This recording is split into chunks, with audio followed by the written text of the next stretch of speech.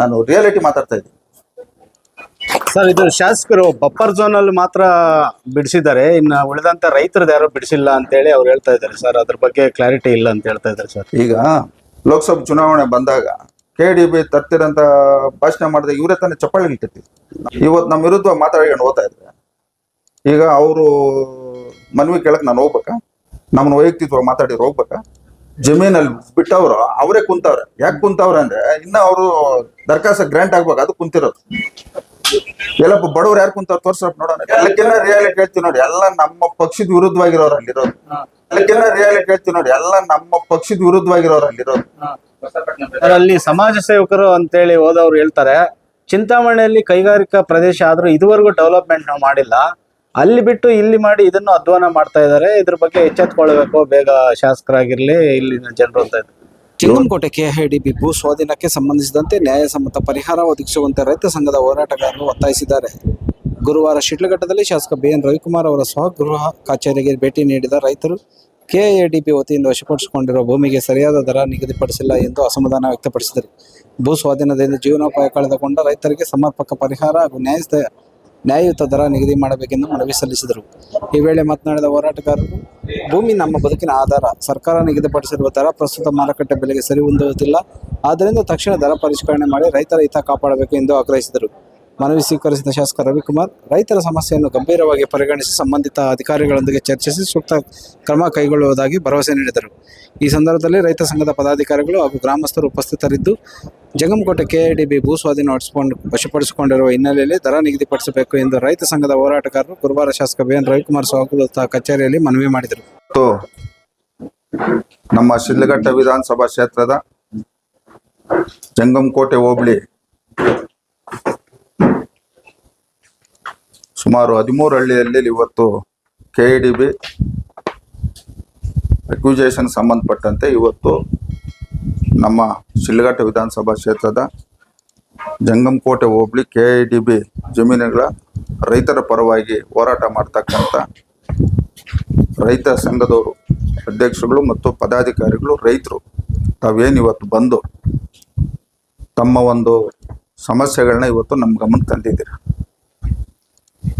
ಏನಿವತ್ತು ನಮ್ಮ ಶಿಡ್ಲಘಟ್ಟ ವಿಧಾನಸಭಾ ಕ್ಷೇತ್ರದಲ್ಲಿ ಸುಮಾರು 1.5 ವರ್ಷಕ್ಕೆ ಮುಂಚೆ 2850 ಎಕರೆ ಇವತ್ತು ಕೈಗಾರಿಕೆ ಪ್ರದೇಶಕ್ಕೆ ಇವತ್ತು ಸಂಬಂಧಪಟ್ಟಂಥ ಅಧಿಕಾರಿಗಳು ನೋಟಿಸ್ ಕೊಟ್ಟಂಥ ಸಂದರ್ಭದಲ್ಲಿ ಸುಮಾರು ಜನ ಇವತ್ತು ನಮ್ಮ ನಡಪನಾಯಕನಹಳ್ಳಿ ಇರ್ಬೋದು, ಹೆಣ್ಣಂಗೂರು ಇರ್ಬೋದು, ತಾದೂರು ಇರ್ಬೋದು, ಬಸವಪಟ್ಟಣ ಇರ್ಬೋದು, ಈ ಭಾಗದ ರೈತರು ಮತ್ತು ನಮ್ಮ ರೈತ ಸಂಘದ ಪದಾಧಿಕಾರಿಗಳು ಬಂದು ನಮಗೊಂದು ಮನವಿಯನ್ನು ಕೊಟ್ಟರೆ ಆ ಸಂದರ್ಭದಲ್ಲಿ ಆವತ್ತು ಆ ರೈತರಿಗೆ ನಾನೊಂದು ಮಾತು ಕೊಟ್ಟೆ.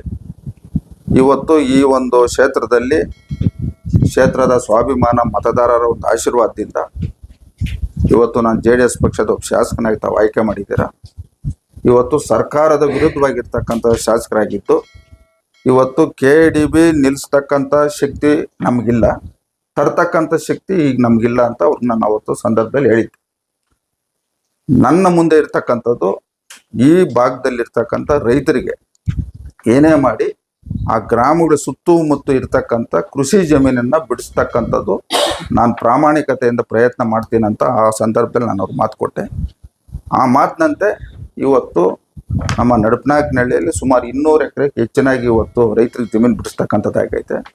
ಮತ್ತು ಹೆಣ್ಣಂಗೂರಲ್ಲಿ, ತಾದೂರಲ್ಲಿ, ಬಸವಪಟ್ಟಣ ಒಟ್ಟು 474 ಎಕರೆ ಇವತ್ತು ಕೃಷಿ ಜಮೀನನ್ನು ಬಿಡಿಸ್ತಕ್ಕಂಥದ್ದು ಇವತ್ತು ನಮ್ಮ ಉಸ್ತುವಾರಿ ಸಚಿವರು ಡಾಕ್ಟರ್ MC ಸುಧಾಕರ್ ಅವರು ಮತ್ತು ನಮ್ಮ ಕೈಗಾರಿಕೆ ಸಚಿವರು MB ಪಾಟೀಲ್ ಅವ್ರನ್ನ ಸಂಬಂಧಪಟ್ಟಂತೆ KIDB ಅಧಿಕಾರಿಗಳನ್ನ ನಾವು ನಿರಂತರವಾಗಿ ಅವ್ರಿಗೆ ಮನವಿ ಕೊಟ್ಟು ಅವರು ಒಂದು ಸಹಕಾರದಿಂದ ಇವತ್ತು 474 ಎಕರೆ ಜಮೀನು ಬಿಡಿಸ್ತಕ್ಕಂಥ ಕೆಲಸ ನಾವು ಮಾಡಿದ್ದೀವಿ. ಅದಾದಮೇಲೆ ಇವತ್ತೇನಾಗೈತೆ, ಏನು ಇದೇ ತಿಂಗಳು ದಿನಾಂಕ 6, 8, 9, 10 KIDB ಅಧಿಕಾರಿಗಳು ಅಲ್ಲಿರ್ತಕ್ಕಂಥ ರೈತರಿಗೆಲ್ರಿಗೂ ನೋಟಿಸ್ ಕೊಟ್ಟು ಇವತ್ತು ಒಂದೊಂದು ಭಾಗದಲ್ಲಿ ಒಂದೊಂದು ದರ ಫಿಕ್ಸ್ ಮಾಡೋಂಥದ್ದು ಇವತ್ತು ನಮಗೂ ಸಂಪೂರ್ಣವಾಗಿ ಮಾಹಿತಿ ಬಂದೈತೆ.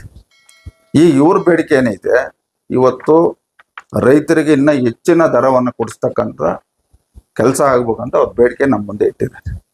ನಾನು ಒಂದು ವಿಚಾರ ಏನಂದರೆ, ನಾವು ಬದುಕಿರೋ ತನಕ ನಾವು ದೇವೇಗೌಡರ ಶಿಷ್ಯನಾಗಿ ಈ ಕ್ಷೇತ್ರದ ಸ್ವಾಭಿಮಾನ ಮತದಾರರು ನಮ್ಮ ಪಕ್ಷದ ಮುಖಂಡರಿಂದ ನಾನು ಶಾಸಕನಾಗಿರ್ತೀನಿ. ನಮ್ಮ ಪ್ರಾಣ ಇರೋ ತನಕ ನಾನು ರೈತರ ವಿರುದ್ಧ ಯಾವುದೇ ಕೆಲಸ ಮಾಡೋದಿಲ್ಲ. ಆಮೇಲೆ ಯಾರ ವಿರುದ್ಧವಾಗೂ ನಾನು ಕೆಲಸ ಮಾಡ್ತೀನಿ. ನನ್ನ ಒಂದು ಅಧಿಕಾರ ಅವಧಿಯಲ್ಲಿ ನಾನು ದ್ವೇಷದ ರಾಜಕಾರಣ ಮಾಡೋನಲ್ಲ. ರಾಜಕಾರಣ ಇವತ್ತು ನಾವು ಮಾಡೋಕ್ಕೆ ಕಾರಣ ಶ್ರೀಮಾನ್ ದೇವೇಗೌಡರು, ಈ ದೇಶದ ಮಾಜಿ ಪ್ರಧಾನಮಂತ್ರಿಗಳು. ಅವರ ಮೇಲೆ ಅಭಿಮಾನ ನಾನು ರಾಜಕಾರಣ ಮಾಡ್ತಾ ಇರೋದು. ಇವತ್ತು ಇವ್ರು ಕೊಟ್ಟಿರ್ತಕ್ಕಂಥ ಮನವಿಯನ್ನು ನಾನು ಸಂಬಂಧಪಟ್ಟಂಥ ಇವತ್ತು ನಮ್ಮ ಜಿಲ್ಲಾ ಉಸ್ತುವಾರಿ ಸಚಿವರು ಮತ್ತು ನಮ್ಮ ಕೈಗಾರಿಕೆ ಸಚಿವರಿಗೆ ಮತ್ತು ಕೈಗಾರಿಕೆ ಅಧಿಕಾರಿಗಳು ಮತ್ತೊಮ್ಮೆ ನಾನು ಅವ್ರ ಗಮನಕ್ಕೆ ತಂದು ಇವತ್ತು ತಾವು ನಿಗದಿ ಮಾಡಿರ್ತಕ್ಕಂಥ ದರ ಇವತ್ತು ರೈತರಿಗೆ ಇವತ್ತು ಅದು ಸಾಲ್ತಾ ಇಲ್ಲ, ಇನ್ನು ಹೆಚ್ಚಿನ ದರವನ್ನು ಕೊಡಬೇಕು. ಯಾಕಂದರೆ ನಮ್ಮ ಜಮಕೋಟೆ ಹೋಬಳಿ ಇವತ್ತು ಭಾಳಷ್ಟು ಬೆಂಗಳೂರು ಗ್ರಾಮಾಂತರಕ್ಕೆ ಹತ್ತಿರವಾಗಿರ್ತಕ್ಕಂಥದ್ದು. ನಮ್ಮ ಇಂಟರ್ನ್ಯಾಷನಲ್ ಏರ್ಪೋರ್ಟ್ ಹಿಂದೆ 16-17 ಕಿಲೋಮೀಟರ್ದಲ್ಲಿ ಇರ್ತಕ್ಕಂಥ ಭೂಮಿ ಆಗಿರೋದ್ರಿಂದ ನೀವು ಹೆಚ್ಚಿನ ದರ ಕೊಡ್ಬೇಕಂತೇಳಿ ನಾನು ಈ ಎಲ್ಲ ಮಂತ್ರಿಗಳನ್ನ ಮತ್ತು ಅಧಿಕಾರಿಗಳನ್ನ ಭೇಟಿ ಮಾಡಿ ಅವ್ರನ್ನ ಮನವೊಲಿಸಿ ಮತ್ತೆ ನಿಮ್ಗೊಂದು ದಿನಾಂಕ ನಾನು ನಿಗದಿ ಮಾಡ್ತೀನಿ. ಆ ದಿನ ತಾವು ರೈತರು, ನಮ್ಮ KDBಗೆ ಸಂಬಂಧಪಟ್ಟಂಥ ಎಲ್ಲ ರೈತರು ತಾವು ಬಂದಾಗ ನಾವು ಅವ್ರ ಮುಂದೆ ಕುಂತು ನೇರವಾಗಿ ಚರ್ಚೆ ಮಾಡೋಣ. ಇವತ್ತು ನಮ್ಮ ರೈತರ ಸಮಸ್ಯೆಗಳು ಈ ಥರ ಇದೆ, ತಾವು ಏನು ಇವತ್ತು ಒಂದು ಭಾಗದಲ್ಲಿ 1,20,00,000 ಮಾಡಿದಿರಿ, ಇನ್ನೊಂದು ಭಾಗದಲ್ಲಿ 1,30 ಮಾಡಿದಿರಿ, ಇನ್ನೊಂದು ಭಾಗದಲ್ಲಿ 1,60 ಮಾಡಿದಿರಿ ಅಂತ ತಾವು ನಿಗದಿ ಮಾಡಿದ್ರು. ಇದಕ್ಕಿಂತ ಹೆಚ್ಚಿನ ದರ ಕೊಡ್ಬೇಕನ್ನೋಂಥದ್ದನ್ನ ನಾವು ಅವ್ರ ಮನವಿಯನ್ನು ಮಾಡಿ, ಅದ್ರ ಜೊತೆಗೆ ಇವತ್ತು ಕೈಗಾರಿಕೆಗಳು ಏನು ಬರ್ತಾವೋ ಆ ಭಾಗದಲ್ಲಿ ಜಮೀನು ಕೊಟ್ಟಿರ್ತಕ್ಕಂಥ ರೈತರಿಗೆ ಪ್ರತಿ ಮನೆಗೂ ಒಂದು ಉದ್ಯೋಗ ಕೊಡ್ಬೇಕನ್ನೋದು ಕೂಡ ನಾವು ಅವ್ರ ಮುಂದೆ ನಾವು ಮನವಿಯನ್ನು ಇಟ್ಟು ನಾನು ಪ್ರಾಮಾಣಿಕತೆಯಿಂದ ತಮ್ಮ ಒಂದು ಮನವಿಗೆ ಸ್ಪಂದಿಸ್ತಕ್ಕಂಥ ಕೆಲಸ ನಾನು ಮಾಡ್ತೀನಿ ಅಂತ ಈ ಸಂದರ್ಭದಲ್ಲಿ ಹೇಳ್ತಾ, ವಿಶೇಷವಾಗಿ ಇವತ್ತು KDB ಬರ್ಬೇಕನ್ನೋಂಥದ್ದು ಒಂದು ಸಂಘದ ಹೋರಾಟ, KDB ಇಲ್ಲಿ ಬರಬಾರ್ದಂತ ಇನ್ನೊಂದು ಸಂಘದ ಹೋರಾಟ. ಇವತ್ತು ನಾವು ಹೋರಾಟಗಳು ಮಾಡಬೇಕಾದ್ರೆ ಡಾಕ್ಟರ್ ಬಾಬಾ ಸಾಹೇಬ್ ಅಂಬೇಡ್ಕರ್ ಅವರು ಸಂವಿಧಾನದಲ್ಲಿ ಕೊಟ್ಟಂಥ ಸಂದರ್ಭದಲ್ಲಿ ಅವ್ರು ಹೇಳಿದ್ದಾರೆ, ಇವತ್ತು ನಾವು ಹೋರಾಟಗಳು ಇವತ್ತು ಈ ಪ್ರಜಾಪ್ರಭುತ್ವ ಪ್ರತಿಯೊಬ್ಬರಿಗೂ ಹೋರಾಟ ಮಾಡ್ತಕ್ಕಂಥ ಹಕ್ಕಿರ್ತದೆ. ಆ ಹೋರಾಟಗಳನ್ನ ಸಂವಿಧಾನ ಅಡಿಯಲ್ಲಿ ಹೋರಾಟ ಮಾಡ್ತೀವಿ. ಇವತ್ತು ನಾವು ರೈತರು ಹೆಸರು ಹೇಳಿ ಹಸಿರು ಶಾಲು ಹಾಕ್ಕೊಂಡು ಎಲ್ಲೋ ಕುತ್ಕೊಂಡು ಜನಪ್ರತಿನಿಧಿಗಳನ್ನ, ಶಾಸಕರನ್ನ, ಮಂತ್ರಿಗಳನ್ನ ವೈಯಕ್ತಿಕವಾಗಿ ಮಾತಾಡಬಾರ್ದು. ಇವು ಎಲ್ಲ ನಮ್ಮ ಗಮನದಲ್ಲಿ ಐತೆ. ಯಾರ್ಯಾರ ಸಂದರ್ಭದಲ್ಲಿ ಎಲ್ಲೆಲ್ಲಿ ಮಾತಾಡೋರು ಇವಕ್ಕೆಲ್ಲ ಕಡಿವಾಣ ಆಗ್ಬೇಕು. ಯಾಕಂದರೆ ನಮ್ಮ ಪಕ್ಷದ ಮುಖಂಡರಾಗ್ಬೋದು, ನಮ್ಮ ಸ್ನೇಹಿತರಾಗ್ಬೋದು, ಇನ್ನು ಹಲವಾರು ಜನ ಇವತ್ತು ಭಾಳಷ್ಟು ಇವರು ನಡ್ಕೊಳೋ ರೀತಿ ನೀತಿಗಳನ್ನ ಭಾಳಷ್ಟು ಅವರು ವಿರೋಧ ಐತೆ. ನಾವು ಅವ್ರೆಲ್ರಿಗೂ ನಾವು ಯಾವುದೇ ಗಲಾಟೆಗಳು ಆಗಬಾರ್ದು ಅಂತ ಎಲ್ರಿಗೂ ಮಾಹಿತಿ ಕೊಟ್ಟು ಇದನ್ನು ಸುಸಜ್ಜಿತವಾಗಿ ನಡಿಬೇಕನ್ನೋವಂಥದ್ದನ್ನ ನಾವು ಸೂಚನೆಯನ್ನು ಕೊಟ್ಟಿದ್ದೀವಿ. ನೀವು ಹೋರಾಟ ಮಾಡಿರಿ, ನಮ್ದು ಯಾವುದು ತಕರಾಲಿ. ಆದರೆ ಹೋರಾಟ ಮಾಡಬೇಕಾದ್ರೆ ವೈಯಕ್ತಿಕವಾಗಿ ಮಾತಾಡೋಂಥದ್ದು ಬಿಡ್ಬೇಕು. ಇದು ಯಾರು ಮಾತಾಡ್ತಾರೋ ಅವ್ರನ್ನ ಅರ್ಥ ಮಾಡಿಕೊಂಡು. ಯಾಕಂದರೆ ಪ್ರತಿಯೊಬ್ಬರು ಉಪ್ಪು ಖಾರ ತಿಂತಾರೆ, ಎಲ್ರಿಗೂ ಕೋಪ ಅನ್ನೋದು ಇರ್ತದೆ. ಆದರೆ ಹೋರಾಟಗಳ ಥರನೇ ಮಾಡ್ಬೇಕು. ಈ ಹೋರಾಟ ಹೆಸರುಗಳು ಹೇಳ್ಕೊಂಡು ಹೆಗಲ ಮೇಲೆ ಹಸಿರು ಶಾಲು ಹಾಕ್ಕೊಂಡು ಮನೆಗಳವ್ರನ್ನವ್ರನ್ನ ಇನ್ನೊಬ್ಬರನ್ನ ಮತ್ತೊಬ್ಬರನ್ನ ಕೇಳಿದಾಗ ಅದನ್ನ ಯಾರು ನೋಡ್ಕೊಂಡು ಕುತ್ಕೊಳಕ್ಕಾಗಲ್ಲ.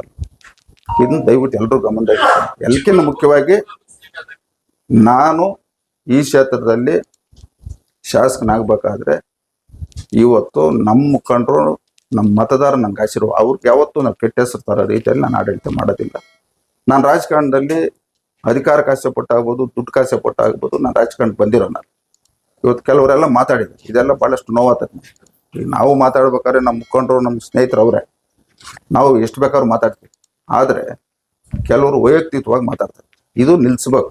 ಇಲ್ದಿದ್ರೆ ಮುಂದಿನ ದಿನಗಳಲ್ಲಿ ಕಾನೂನು ರೀತಿ ಅವ್ರ ಮೇಲೆ ಕ್ರಮ ಜರುಗಿಸ್ತಕ್ಕಂಥ ಕೆಲಸ ಆಗ್ತಕ್ಕಂಥ ಈ ಸಂದರ್ಭದಲ್ಲಿ ಹೇಳ್ತಾ, ತಾವೇನು ಮನವಿ ಕೊಟ್ಟಿದ್ದೀರೋ ಇದಕ್ಕೆ ಪ್ರಾಮಾಣಿಕತೆಯಿಂದ ನಾನು ಪ್ರಯತ್ನ ಮಾಡಿ ಆದಷ್ಟು ಬೇಗ ದಿನಾಂಕ ನಿಗದಿ ಮಾಡಿ, ನಮಗೆ ದಿನಾಂಕ ನಿಗದಿ ಸಮಯ ಹೇಳ್ತೀನಿ, ಆ ಸಮಯಕ್ಕೆ ತಾವೆಲ್ಲರೂ ಬರ್ರಿ. ನಾವು ಹೋಗಿ ಅವ್ರ ಮುಂದೆ ಕುತ್ಕೊಂಡಾಗ 100% ಅಷ್ಟಲ್ಲ 100,000% ರೈತರಿಗೆ ಒಳ್ಳೇದಾಗ್ತದಂತ ಈ ಸಂದರ್ಭ ತಮಗೆ ಹೇಳ್ತಾ ಈ ಒಂದು ಕಾರ್ಯಕ್ರಮದಲ್ಲಿ ಭಾಗವಹಿಸಿದ ಒಂದು ಸರ್, ಇದು ಶಾಸಕರು ಬಫರ್ ಝೋನ್ ಅಲ್ಲಿ ಮಾತ್ರ ಬಿಡಿಸಿದ್ದಾರೆ, ಇನ್ನು ಉಳಿದಂತ ರೈತರದ್ದು ಯಾರು ಬಿಡಿಸಿಲ್ಲ ಅಂತೇಳಿ ಅವ್ರು ಹೇಳ್ತಾ ಇದ್ದಾರೆ ಸರ್. ಅದ್ರ ಬಗ್ಗೆ ಕ್ಲಾರಿಟಿ ಇಲ್ಲ ಅಂತ ಹೇಳ್ತಾ ಇದ್ದಾರೆ ಸರ್. ಈಗ ಏನಿವತ್ತು KDBಗೆ ಸಂಬಂಧಪಟ್ಟ ನಡಪನಾಗ್ನಹಳ್ಳಿ ಇರ್ಬೋದು, ಹೆಣ್ಣಂಗೂರು ಇರ್ಬೋದು, ತಾದೂರು ಇರ್ಬೋದು, ಬಸವಪಟ್ಟಣ ಇರ್ಬೋದು, ಇವು ಗ್ರಾಮಗಳು ಸುತ್ತೂ ಇರ್ತಕ್ಕಂಥ ಕೃಷಿ ಜಮೀನನ್ನ ನಾವು ಬಿಡಿಸ್ತಕ್ಕಂಥ ಕೆಲಸ ನಾವು ಮಾಡಿದ್ವಿ. ಬಫರ್ ಝೋನ್ ಅಂದ್ರೆ ಕೆರೆ ಸುತ್ತಮುತ್ತ ಇರ್ತಕ್ಕಂಥದ್ದು 30 ಮೀಟರ್ ಬಫರ್ ಝೋನ್. ಈಗ ಫಾರೆಸ್ಟ್ ರಿಸರ್ವ್ ಫಾರೆಸ್ಟ್ ಪಕ್ಕದಲ್ಲಿ ಇರ್ತಕ್ಕಂಥದ್ದು 30 metre buffer zone. KDB acquisition ಏನ್ ಮಾಡಿದಾರೆ ಅನ್ನೋದು ಸಂಪೂರ್ಣವಾಗಿ ನೀಲಿ ನಕ್ಷೆ ಆಚೆ ಕಡೆ ಬಿಟ್ಟಿದ್ದಾರೆ. ಇವತ್ತು ಅವ್ರು ಯಾರು ಈ ಮಾತು ಹೇಳ್ತಾ ಇದ್ದಾರೆ ಎದುರುಗಡೆ ಬರ್ಲಿ. ಈ ನಟ್ನಾಯಕನಹಳ್ಳಿ ನಮ್ಮ ರೈತರವ್ರೆ, ಹೊಸಪಟ್ಟಣದಾಗ ನಮ್ಮ ರೈತರವ್ರೆ, ತಾದೂರಾಗ ನಮ್ಮ ರೈತರವ್ರೆ, ಹೆಣ್ಣಂಗೂರಾಗ ನಮ್ಮ ರೈತರವ್ರೆ, ಯಾರ್ಯಾರು ಜಮೀನಿಗೆ ಎಷ್ಟೆಷ್ಟು ಬಿಡಿಸಿದಿರ ಅನ್ನೋದು ಗೊತ್ತಾಗ್ತೈತಿ. ಸುಮ್ಮನೆ ಗಾಳಿಯಲ್ಲಿ ಮಾತಾಡೋಂಥದ್ದಲ್ಲ. 474 ಎಕರೆ ಅಂಕಿ ಅಂಶ ಸಮೇತ ಯಾವ್ಯಾವ ಊರಲ್ಲಿ ನಡಪನಾಯಕನಹಳ್ಳಿ ಅತಿ ಹೆಚ್ಚು 200 ಚಿಲ್ಲರೆ ಎಕರೆ ನಡಪನಾಯಕನಹಳ್ಳಿ ಬಿಟ್ಟಿದ್ವಿ. ಬಸ್ ಹೆಣ್ಣಂಗೂರ್ದು 134 ಎಕರೆ ಹೆಣ್ಣಂಗೂರು, ಇನ್ನು ಉಳಿಕೆವೆಲ್ಲ 100 ಚಿಲ್ಲರೆ, ಇಷ್ಟು ಬಿಡಿಸಿದ್ದೀನಿ ನಾವು. ಇದು ಬಿಟ್ಟು ಇನ್ನೇನಾದರೂ ನಾವು ಬೇರೆ ಉದ್ದೇಶ ಇಟ್ಕೊಂಡು ಏನಾದರೂ ರೈತರಿಗೆ ಏನಾದರೂ ತೊಂದರೆ ಮಾಡಿದರೆ ನೇರವಾಗಿ ನಮ್ಮ ಮುಂದೆ ಬರಲಿ. ಇಲ್ಲ ನಾವೇ ಬರ್ತೀರಿ ಜಿಲ್ಲಾಧಿಕಾರಿ ಕಚೇರಿ ಮುಂದೆ, ಅವರು ಮಾತಾಡಲಿ, ನಾವು ಮಾತಾಡ್ತೀವಿ, ನಾವೆಲ್ಲರೂ ರೆಡಿ ಆಗಿದ್ವಿ. ಇದು ರಾಜಕಾರಣ ಬರೋಂಥದ್ದು ಬೇಡ, ರೈತರಿಗೆ ಒಳ್ಳೇದಾಗಲಿ. ಈ KDB ಮೊದಲೇ ಹೇಳಿದ್ದೀನಿ ನಾನು, ಸರ್ಕಾರ ವಿರುದ್ಧವಾಗಿರ್ತಕ್ಕಂಥ ಶಾಸಕನು KDB ನಿಲ್ಲಿಸೋ ಶಕ್ತಿನೂ ನನಗಿಲ್ಲ, ಬರೋಂಥ ಶಕ್ತಿನೂ ನನಗಿಲ್ಲ. ನನ್ನ ಮುಂದೆ ಇರ್ತಕ್ಕಂಥದ್ದು ನಮ್ಮ ಕ್ಷೇತ್ರದ ರೈತರಿಗೆ ಯಾವ ರೀತಿ ನಾವು ರೈತರ ಪರವಾಗಿ ಕೆಲಸ ಮಾಡಬೇಕು, ರೈತರಿಗೆ ಅನುಕೂಲ ಮಾಡ್ಬೇಕು ಅನ್ನೋಂಥದ್ದು ಇವತ್ತು ನನ್ನ ಮುಂದೆ ಇದೆ. ಅದ್ರ ಪ್ರಕಾರ ನಾನು ಪ್ರಾಮಾಣಿಕತೆ ಕೆಲಸ ಮಾಡ್ತಾ ಇದ್ದೀನಿ. 473 ಎಕರೆ ಅಷ್ಟೇ ರೈತರ ಭೂಮಿಯನ್ನು ಉಳಿಕೆಲ್ಲ ರೈತರ ಭೂಮಿ ಅಲ್ವಾ ಅನ್ನೋ ಆರೋಪ ಸರ್. ಇವತ್ತು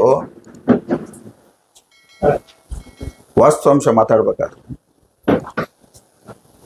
ಅಲ್ಲಿ ಏನ್ ರೈತರವರು, ಆ ರೈತರಲ್ಲಿ ಸುಮಾರು 70% ಮೇಲೆ ರೈತರು KDB ಜಮೀನು ಕೊಡಕ್ಕೆ ತಯಾರಿದ್ದಾರೆ.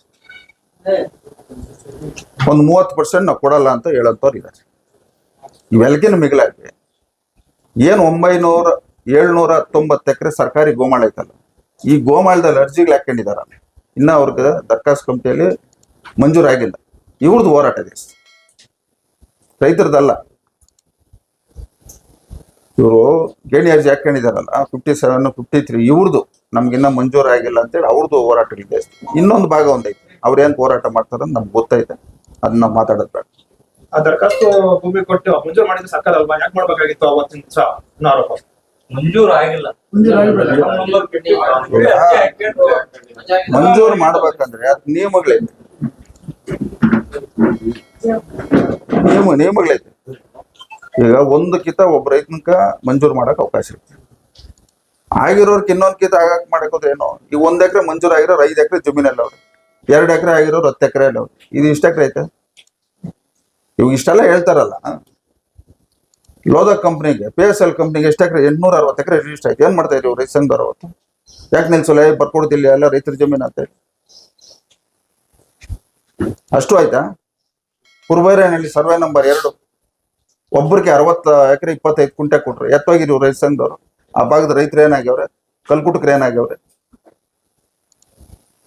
ಈ ನಾರ್ತ್ ಯೂನಿವರ್ಸಿಟಿ ರೈತರದ್ದೇ ತಾನೆ, ಎತ್ತೋಗಿದೆ. ಯಾಕೆ ನಿಲ್ಸಿಲ್ಲ ಅವಾಗ? ನಾರ್ತ್ ಯೂನಿವರ್ಸಿಟಿ ಬೇಡ ನಮ್ಕಂತೇಳಿ.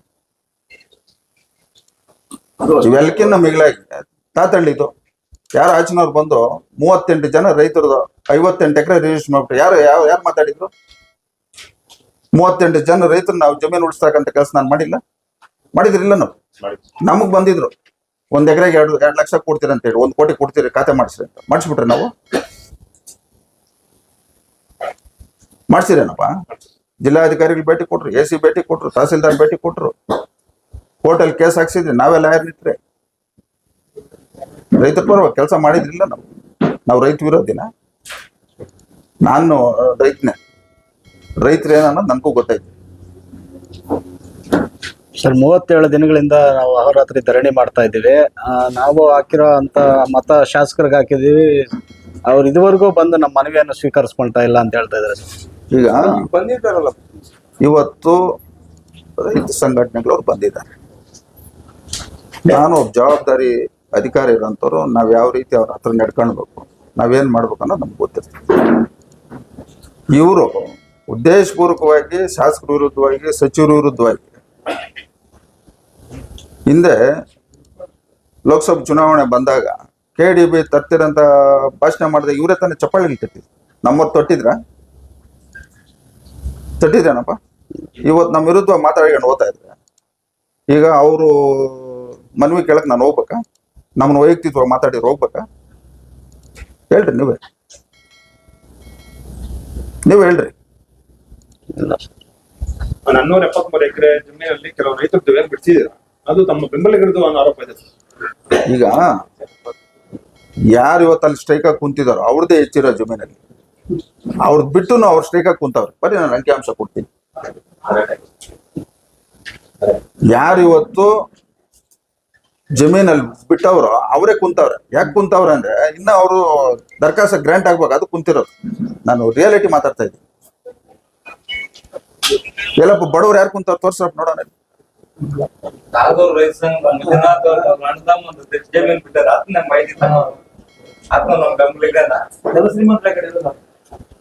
ಎಲ್ಲ ಎಲ್ಲಕ್ಕಿಂತ ರಿಯಾಲಿಟಿ ಹೇಳ್ತೀವಿ ನೋಡಿ. ಎಲ್ಲ ನಮ್ಮ ಪಕ್ಷದ ವಿರುದ್ಧವಾಗಿರೋರು ಅಲ್ಲಿರೋದು. ರಿಯಾಲಿಟಿ ಸರ್, ಅಲ್ಲಿ ಸಮಾಜ ಸೇವಕರು ಅಂತೇಳಿ ಹೋದವ್ರು ಹೇಳ್ತಾರೆ, ಚಿಂತಾಮಣಿಯಲ್ಲಿ ಕೈಗಾರಿಕಾ ಪ್ರದೇಶ ಆದ್ರೂ ಇದುವರೆಗೂ ಡೆವಲಪ್ಮೆಂಟ್ ನಾವು ಮಾಡಿಲ್ಲ, ಅಲ್ಲಿ ಬಿಟ್ಟು ಇಲ್ಲಿ ಮಾಡಿ ಇದನ್ನು ಅಧ್ವಾನ ಮಾಡ್ತಾ ಇದ್ದಾರೆ. ಇದ್ರ ಬಗ್ಗೆ ಎಚ್ಚೆತ್ಕೊಳ್ಬೇಕು ಬೇಗ ಶಾಸಕರಾಗಿರ್ಲಿ ಇಲ್ಲಿನ ಜನರು ಅಂತ ಇದ್ದಾರೆ. ಇವತ್ತು ಜಂಗಮಕೋಟೆ KDB ಇಲ್ಲಿ ಬರ್ಬೇಕಾದ್ರೆ ಕಾರಣ ಈ ಸರ್ಕಾರ ಬಂದ ಮೇಲೆ ಬಂದಿರೋದು. BJP ಸರ್ಕಾರದಲ್ಲಿ ಚಿಂತಾಮಣಿಯಲ್ಲಿ ಬಂದಿತ್ತು. BJP ಸರ್ಕಾರ 2009ರಲ್ಲಿ ಯಡಿಯೂರಪ್ಪನು ಮುಖ್ಯಮಂತ್ರಿ ಆದಾಗ ಬಂದಿದ್ದಂತು. ಮತ್ತೆ ಬೊಮ್ಮಾಯಿ ಅವರಾಗಿದ್ದಾಗ ದೇವನಹಳ್ಳಿ ಚನ್ನರಾಯಪಟ್ಟಣದ ಬಂದಿದ್ದಂಥದ್ದು. ನಾವೆಲ್ಲ ನಮಗೂ ಗೊತ್ತಲ್ಲ ಯಾವ ಸಂದರ್ಭದಲ್ಲಿ ಎಲ್ಲೆಲ್ಲಿ KDB ಬಂತು, ಏನೇನಾಯ್ತು ಅಂತ. ಒಟ್ಟಾರೆ ಹೇಳ್ಬೇಕಂದ್ರೆ ಇಡೀ ರಾಜ್ಯದಲ್ಲಿ ಅತಿ ಹೆಚ್ಚಿನ ಕೈಗಾರಿಕೆ ಪ್ರದೇಶಕ್ಕೆ ಬೇಡಿಕೆ ಇರತಕ್ಕಂಥದ್ದು ಜಂಗಮಕೋಟೆ ಹೋಬಳಿ. ಇವತ್ತೇನು 2850 ಎಕರೆ ಅಂತ ಹೇಳ್ತಾ ಇದ್ದಾರೋ ಅದರಲ್ಲಿ 474 ಎಕರೆ ರೈತರದ್ದು ಬಿಟ್ಟೈತಿ. ಇನ್ನು ಉಳಿಕೆದು ಅಲ್ಲಿ ಇರ್ತಕ್ಕಂಥ ಇಡೀ ರಾಜ್ಯದಲ್ಲಿ ಹೆಚ್ಚಿನ ಬೇಡಿಕೆ ಇರ್ತಕ್ಕಂಥ ಕೈಗಾರಿಕೆ ಪ್ರದೇಶ ಇದಾಗ್ತದಂತ ಈಗಾಗಲೇ ಸುಮಾರು ಜನ ನಮ್ಮ ಗಮನಕ್ಕೆ ತಂದಿದ್ದಾರೆ. ಅಧಿಕಾರಿಗಳು, ಇಲಾಖೆಯವರು ತಂದಿದ್ದಾರೆ. ಇವತ್ತು ಕೈಗಾರಿಕೆ ತರಬಾಗ್ತೀರಂತ ನಾವು ಭಾಷಣ ಮಾಡಿದಾಗ ಚುನಾವಣೆಗೆ ಯಾಕೆ ಚಪ್ಪಾಳಿಗಳು ತಟ್ಟಿದ್ವಿ ಅವರು? ಇವತ್ತು ಕೈಗಾರಿಕೆ ಬಂದಾಗ ಉದಾಹರಣೆಗೆ ಮೇಲೂರಿನಲ್ಲಿ ಒಂದು ಚಿಕ್ಕದಾಗಿ ಗಾರ್ಮೆಂಟ್ಸ್ ನಡೀತಾ ಇದೆ. 450 ಜನ ನಮ್ಮ ತಾಲೂಕು ಹೆಣ್ಣು ಮಕ್ಕಳ ಕೆಲಸ ಮಾಡ್ತಾರೆ. ಚಿಕ್ಕದು. ಇವತ್ತು ಪ್ರತಿನಿತ್ಯ ಜಂಗಮಕೋಟೆ ರೂಟು, ಶಿಲ್ಘಟ್ಟ ರೂಟು 160-170 ಬಸ್ ಹೋಗ್ತಾ ಇದೆ ಇವತ್ತು, ಎಲ್ಲ ಹೆಣ್ಣು ಮಕ್ಕಳು. ಇವತ್ತು ನಮ್ಮ ತಾಲೂಕಿನವರು ಸುಮಾರು 13-14 ಸಾವಿರ ಜನ ಇವತ್ತು ಹೊರ ಜಿಲ್ಲೆಗಳಿಗೆ, ಹೊರ ಕ್ಷೇತ್ರಗಳಿಗೆ ಹೋಗಿ ಇವತ್ತು ಕೈಗಾರಿಕೆಯಲ್ಲಿ ಕೆಲಸ ಮಾಡ್ತಾರೆ. ಇವೆಲ್ಲ ನಾವು ಕಣ್ಣಾಗ ನೋಡ್ತೇವೆ. ಇವತ್ತು ಕೈಗಾರಿಕೆ ಅಂತ ಬಂದಾಗ ಈ ನಮ್ಮ ಕ್ಷೇತ್ರದವರೆಗೂ ಇವತ್ತು ನಿರುದ್ಯೋಗ ಇರ್ತಕ್ಕಂಥದ್ದು, ಬಡವ್ರಿಗೆಲ್ಲ ಉದ್ಯೋಗ ಸಿಗ್ತದೆ ಅನ್ನೋ ಉದ್ದೇಶದಿಂದಾನೆ ನಾವು ಇವೆಲ್ಲ ಫಾಲೋಅಪ್ ಮಾಡ್ತಾರೆ.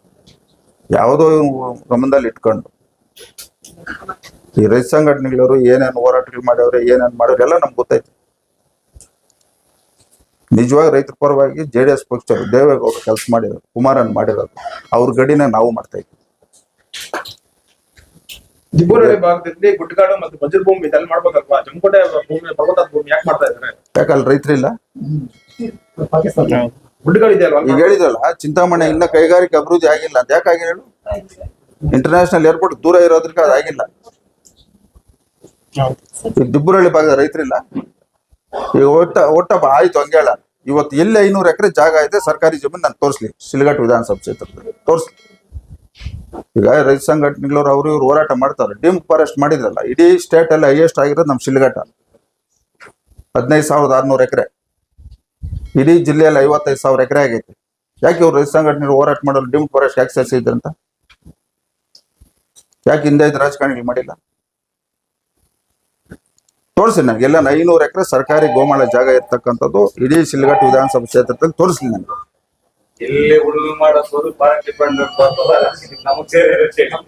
ಈ ಕೆರೆಗಳೆಲ್ಲ ಇವತ್ತು ಡೀಮ್ಡ್ ಫಾರೆಸ್ಟ್ ಆಗೈತೆ, ಸರ್ಕಾರಿ ಜಾಗಗಳೆಲ್ಲ ಇವತ್ತು ಡೀಮ್ಡ್ ಫಾರೆಸ್ಟ್ ಆಗೈತೆ.